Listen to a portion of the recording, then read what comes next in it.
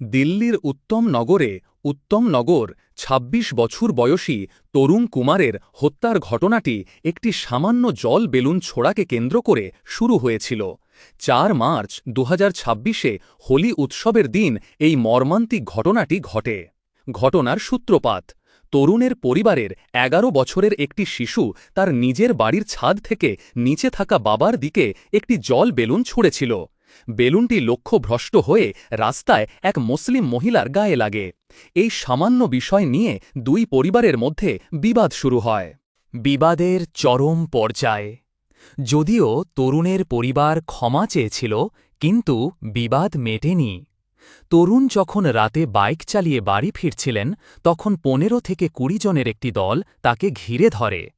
অভিযোগ উঠেছে যে লাঠি এবং লোহার রড দিয়ে তাকে বেধড়ক মারধর করা হয় এবং তার মাথায় ও বুকে আঘাত করা হয়।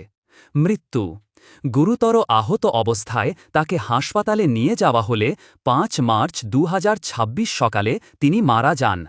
তরুণ একজন ডিজিটাল মার্কেটিংয়ের ছাত্র ছিলেন এবং পরিবারের একমাত্র আশা ছিলেন। পুলিশি ব্যবস্থা: এই ঘটনার পরিপ্রেক্ষিতে দিল্লি পুলিশ এখনও পর্যন্ত ১৬ জন অভিযুক্তকে গ্রেফতার করেছে। অভিযুক্তদের মধ্যে পুরুষ ও মহিলা উভয়ই রয়েছেন এবং একজন নাবালককেও আটক করা হয়েছে।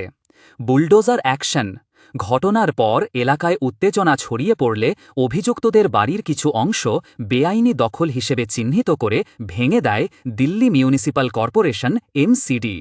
+১৪। বর্তমানে এলাকায় শান্তি বজায় রাখতে পুলিশ ও র্যাপিড অ্যাকশন ফোর্স (RAF) মোতায়েন করা হয়েছে।